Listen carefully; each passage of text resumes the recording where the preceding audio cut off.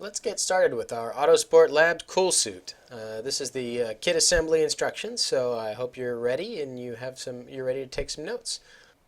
To begin with, we'll discuss where the layout is for the vehicle and how things are going to be set up around here.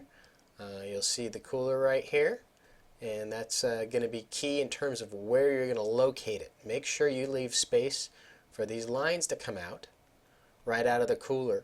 And you'll see in the next slide where we're actually going to discuss how you're going to be able to locate those and make sure that cooler doesn't go anywhere. You can see that we'll discuss the electronics on this end, both connecting the 12-volt unit with the we have a special included cigarette lighter adapter, so you can just plug it right in, or you can hardwire it in, and an included switch. And the adapter actually includes a fused center and some extra fuses. You'll run your quick release on the outer door side of the vehicle, so that if you can't undo it yourself while you're in the driver's seat, you can have somebody who's near at the door and actually open that, whoever's helping you on your pit release.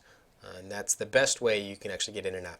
This little curly Q you'll see a little later will indicate what we're doing in terms of where the shirt will be located, and we'll discuss that in a bit. Okay, next we'll discuss the location of the materials where you'll mount everything. So what you can see is you'll have these four areas and these four little plates, and they'll actually index and set up right next to where that cooler is, and you'll bolt them in. Be sure on this front plate that you get it far enough away from where your outlet tube is so you don't actually cut that. That's the only real trick. All the other three sides are easy. You'll take these eyelets and you'll bolt them in the center, and you'll use the hooks and the ratchet to go right over the top of that cooler and hold it down. And that's how you'll be able to do that. Here is the complete kit and everything you get. We don't include the shirts, so keep in mind you'll be able to make up to four, depending on how thrifty you are with the tubing, 5 shirts for your various teammates. And that's a really big bonus. We include all the silicone cooling line for your shirts. We highly advise and recommend using 100% cotton shirts, or if you have them available, a Nomex or other fire retardant shirt. That just works better, it's much safer, and we pull the cooling shirt over the Nomex or other fire retardant underlayer shirt. You can see those brackets that'll mount the cooler. We include a 5th bracket you can use as a switch mount as well, or any other mount in your car. We have some little mounting tabs you can see that you'll actually be able to run these zip ties to hold down your main coolant lines. And then you'll see the blue shirt coolant line here, some insulation for over the main coolant lines, all your electronics, the silicone glue, which you'll get to in a little bit here, some wire straps, which we may go to move away from the yellow handles. Believe it or not, the hole punch is there to make your shirts easy to punch holes in. There's some clever ways we can do that, and we included that. The ratchet straps we spoke of, and some sheet metal screws that are going to maintain and hold down the rest of those brackets. This is the cooler. We have some included dimensions for where you're going to make an 1.5-inch hole for the inlet and outlet ports. You go in 2.5 inches and down 2 inches for the return line, and that'll where the hot water will come back, and the outlet port, and that's where the water is going to come out of the cooler and go straight to the pump, and you go down 6.5 inches and in 2.5 inches, and that's going to give you enough room there on the inside when you locate your what are called bulkheads and mount them into the cooler. They'll have enough space for the outer flanges that are attached there. This is what those holes will look like. I've used a simple hole saw I mean, if it comes down to it, you can use an X-Acto knife. It's fast and easy to make a hole in this stuff. It's not hard to cut through, so don't let that intimidate you. Next, here's the mounting that we do of those bulkheads. Now you can see we have the little white part here, the white washer. There's a black one that's a true rubber. What we tend to do is use the silicone from the inside where we mount in the inner part of the bulkhead that's got the threading on it. We glue 2 rounds around that, and what those will do, one behind and one in front of that black washer. And what that'll do is when you push it in there and then tighten on this nut, it will clamp and glue and make that whole cooler watertight again. A lot of times we don't tend to use the white washer, so don't feel too bad if you're sitting there with that wondering what's going on. You're not hurting if you're not using the white washer. Here's the electronics we spoke of. This is your pump. It's got a red and black lead coming out. Very obviously, red is positive, black is negative. We include wire. You have white for negative and red for positive. A simple inline switch we put on the negative line, so the white line. And this little unit, which will plug right into your 12-volt socket. There's a fused head in there, and you can put extra fuses in. The butt connectors work great because you don't have to solder a thing. You just use some pliers and clamp them down after you strip the ends of the wire to the length you need.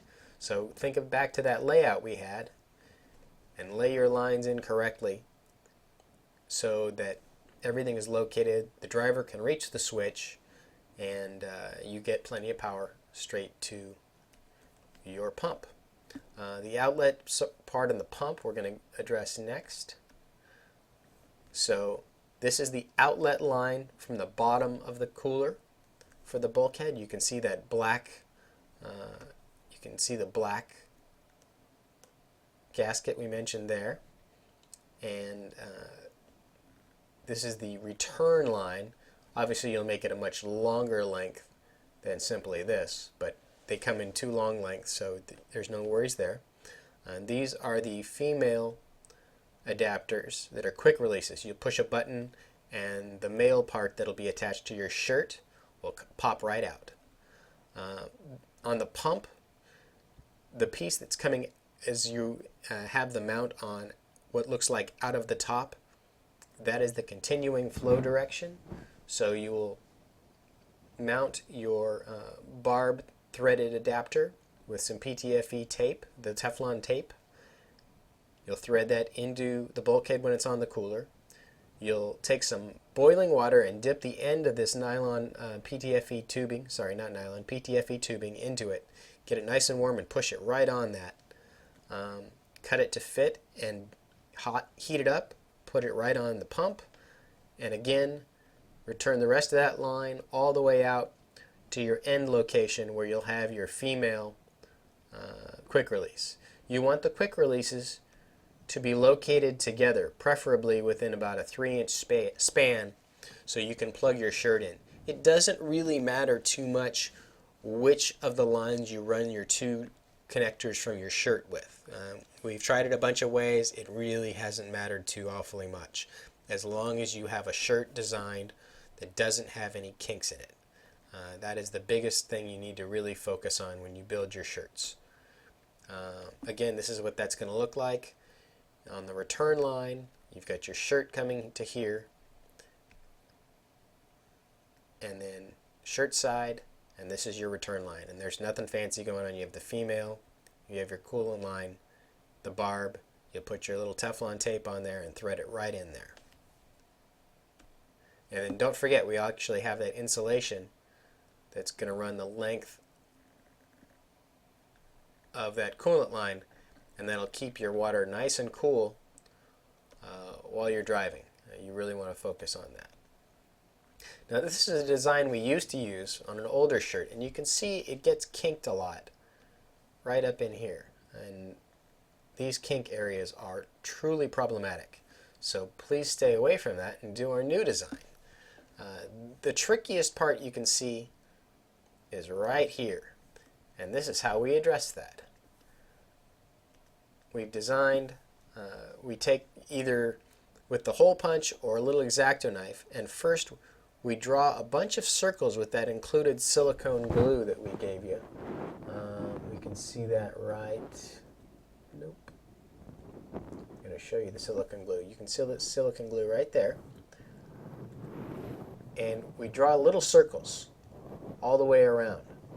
When it's dried, and you don't need a big hump of silicone, just a really thin circle around, then you cut a hole in the center of that circle, right where that line is with the X-Acto. Or you pre-punch them with that hole punch and then come back and just draw a circle of silicone around them. What that's going to do is it'll make sure your hole doesn't grow and split your shirt and everything frays. And it actually helps to hold the silicone line in place when you thread it through there by gripping onto the silicone. It actually works very nicely. This is what a quick version of the shirt's going to look like. You see, we just genuinely drew those lines on there, and it's going to kind of gather on you. You want those shirts to be as tight as possible to compress to your body and keep you cool. This is a horrible picture of me wearing the exact same shirt. You can see how it's nice and tight, and it'll provide a lot of cooling. If it's not tight, what it's not going to do is sit against your body and cool you very actively. This is what a finished piece of the shirt is going to look like for the inlet and outlet port. You can see you have the little bit of PTFE tubing here. Again, just like before, we're going to dip that in some boiling water, and that'll soften it up to easily push all the way onto, and you can see we pushed it all the way on to those two barbs. And once that cools, you can even dip it in some cold water and it's not going anywhere. And then the blue line, you'll slide onto the barb that's here and use a zip tie on the neck to hold that in place.